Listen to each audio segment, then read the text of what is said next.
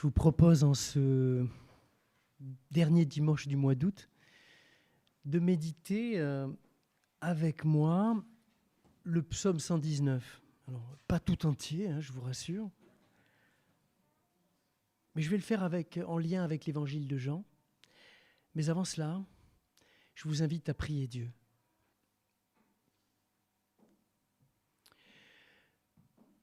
Le premier texte se trouve dans l'évangile de Jean, au chapitre 6. Je lis les versets 60 à 69.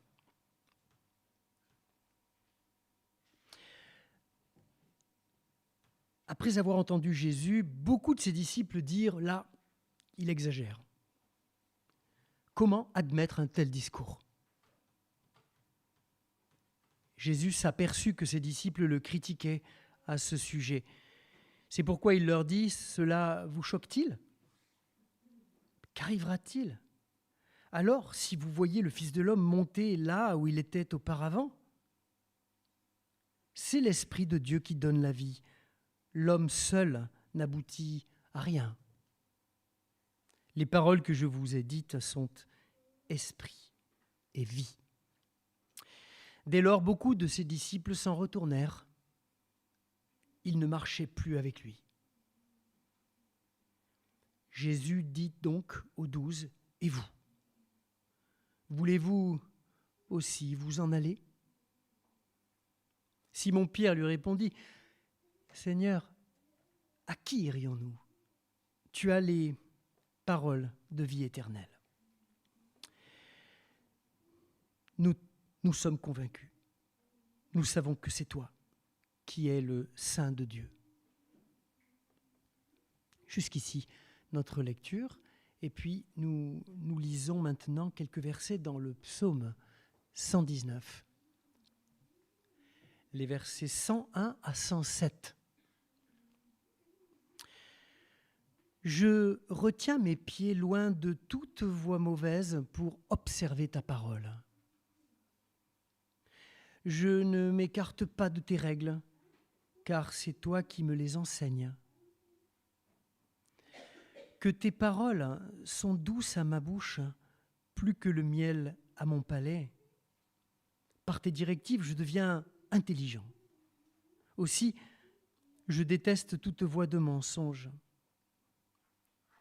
Ta parole est une lampe pour mes pieds, une lumière pour mon sentier. Je le jure, je m'y tiendrai. J'observerai les règles de ta justice. Je suis très affligé. Seigneur, fais-moi vivre selon ta parole. Jusqu'ici notre lecture. Et nous chantons en restant assis ce petit refrain inconnu. Parle-moi.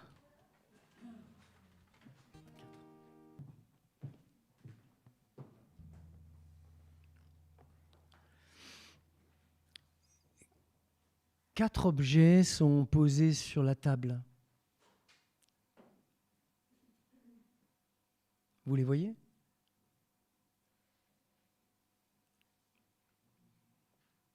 Il y a une Bible et il y a trois bougies artisanales. Elles sont fabriquées par les sœurs de la communauté de Pomerol, près d'Arles, dans les Alpilles. Il ne sera pas très difficile de relier ces trois objets aux deux textes que je viens de lire. Le psaume tout d'abord. Ta parole est une lampe pour mes pieds, une lumière pour mon sentier. Et puis, la parole de Jésus. Mes paroles sont esprit et vie.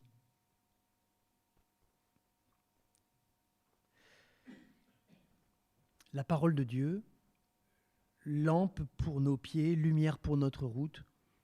Chacun ici pourrait témoigner de quelle manière cette parole de Dieu a éclairé, impacté sa vie, entraîné sa vie. C'est un verset quand même lu des dizaines de fois, ce psaume 119, ta parole est une lumière à mes pieds. parce qu'il jette sans doute une lumière décisive sur ce qu'il faut décider. À certains moments de notre vie, il y a des choix à faire, des choix avec des conséquences lourdes. Ta parole est lumière devant mes pas.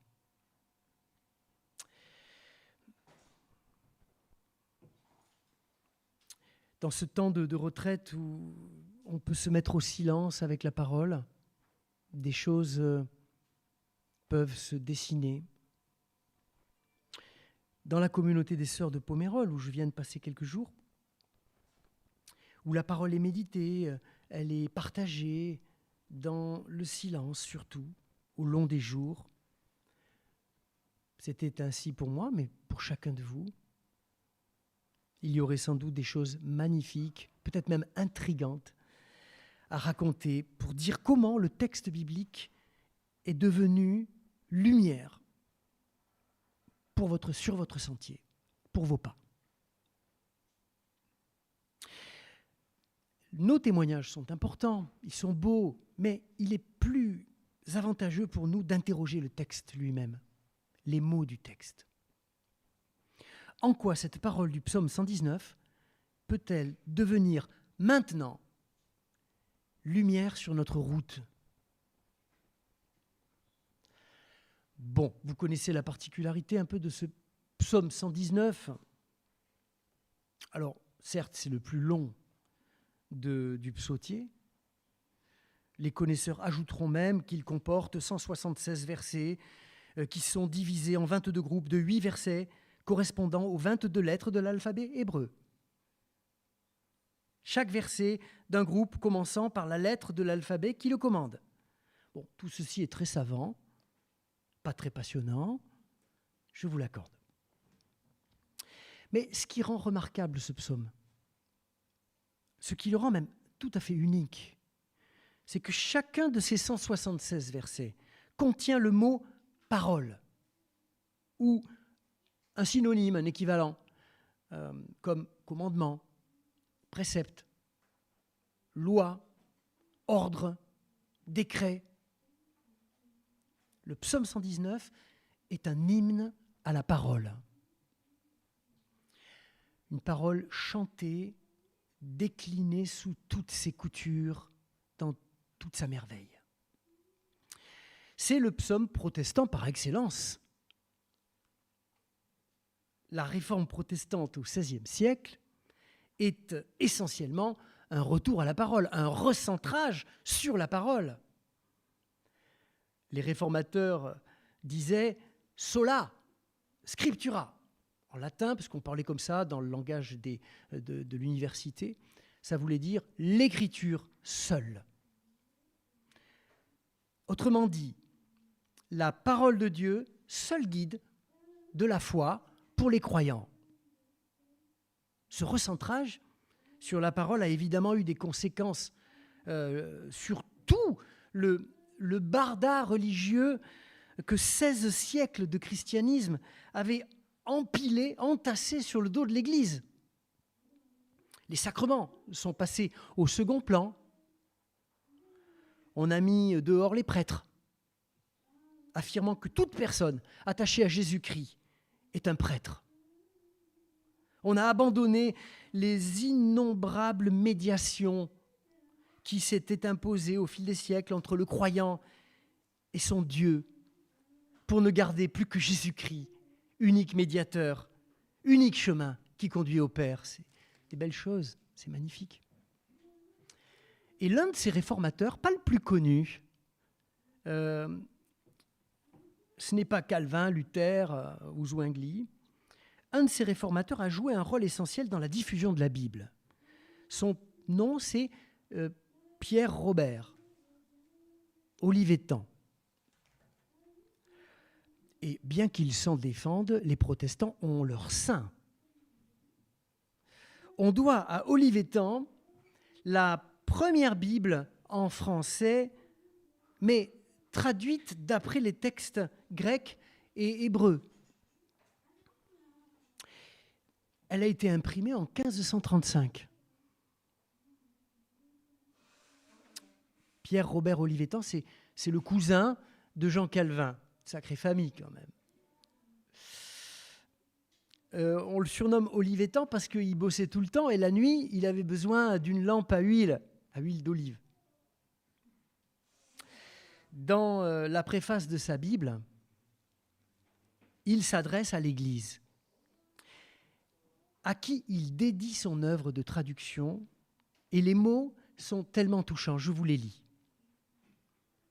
Ô pauvre Église, à qui l'on ne donne rien, cette Bible, c'est la tienne.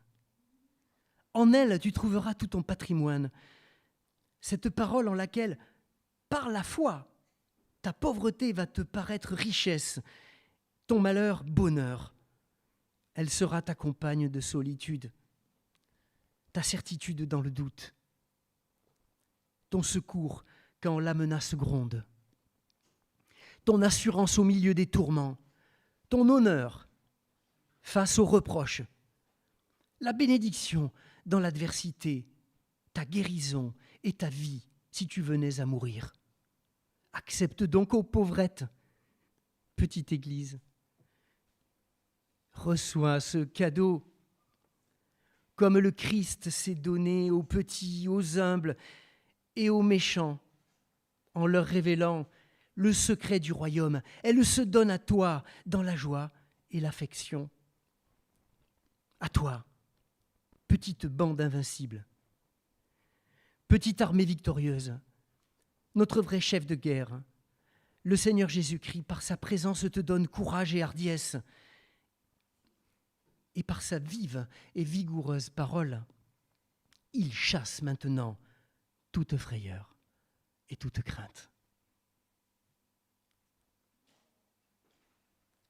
La parole de Dieu, lumière sur la route de cet Olivetan, traducteur inspiré de la Bible, lumière d'une Église perdue en chemin,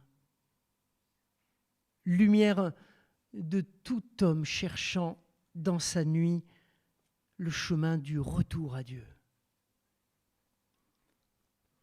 Et Jésus, dans l'Évangile, vous l'avez entendu, interroge de manière pressante ses disciples au moment où plusieurs, nombreux, commencent à le lâcher. Vous aussi ? Vous voulez partir ? Préférez-vous retourner à vos anciennes certitudes, à vos anciennes sécurités, à la loi, au rituel, au sacrifice, plutôt que de vous ouvrir à la vie dans l'esprit ? Ma parole est esprit et vie. La parole n'est donc pas premièrement un commandement, un code moral pour apprendre à distinguer entre le bien et le mal. La parole de Dieu est esprit et vie. C'est pour cela qu'il y a ces 3 lampes à côté de la Bible. Une lampe pour confesser la présence du Père, Dieu créateur de la vie, qui nous fait connaître sa volonté, la loi, sans laquelle nous ne savons pas reconnaître notre main droite de notre main gauche. Une deuxième lampe pour symboliser la présence du Verbe de Dieu, le Fils bien-aimé qui est parole, source de salut pour notre monde, unique Seigneur de l'Église et vivant dans nos cœurs. Une troisième lampe pour évoquer la présence mystérieuse de l'Esprit, sans lequel le Père reste un Dieu inaccessible et même inquiétant, sans lequel le Verbe reste une parole insaisissable, incompréhensible et même scandaleuse, au point qu'on puisse se détacher de lui.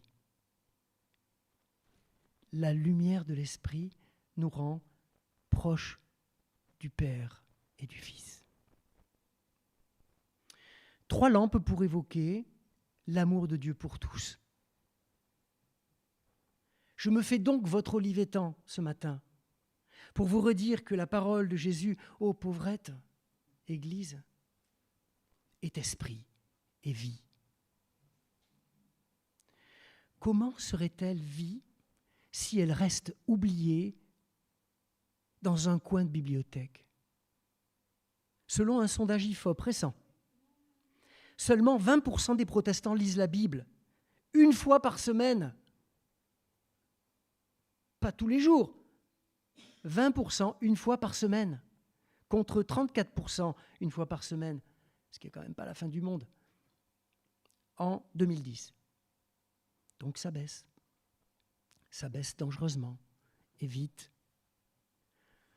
Comment serait-elle vie et esprit, cette parole, si elle n'est pas lue, écoutée, mastiquée, méditée et partagée chaque jour? Comment deviendrait-elle esprit et vie, cette parole, si, en la lisant tous les jours, quand bien même, nous parlons à sa place, si nous lui faisons dire ce qui nous arrange, au lieu de faire silence devant elle, et de prendre le risque d'une écoute honnête et humble, une écoute qui va nous emmener là où nous n'avons pas songé aller. C'est peut-être ce qu'a vécu notre psalmiste quand il confesse avec une grande honnêteté à la fin du passage que j'ai lu, dans une détresse intérieure évidente, quand il dit « Je suis très affligé. Seigneur, fais-moi vivre selon ta parole. » Voilà l'antidote à l'égarement spirituel. L'égarement spirituel, souvent accompagné d'orgueil spirituel, c'est de retrouver la fréquentation des Écritures, lire la Bible dans des traductions différentes, seul et en groupe. Voilà le passage obligé,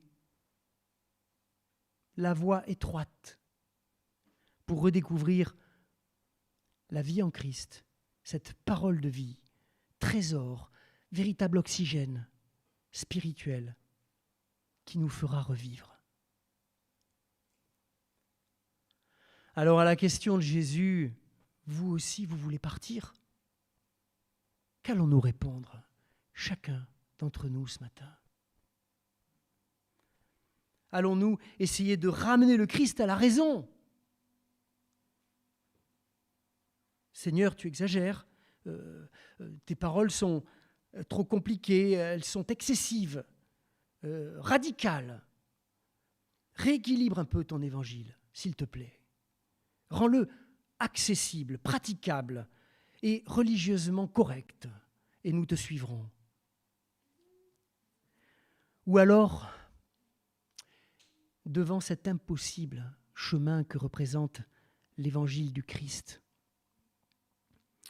eh bien, nous pouvons faire le choix de rester, de déposer les armes de la raison, de la peur, ou celles des conformités religieuses, celles des bons équilibres, et de répondre au Seigneur comme Pierre. À qui irions-nous? Tu as les paroles de la vie éternelle. Amen.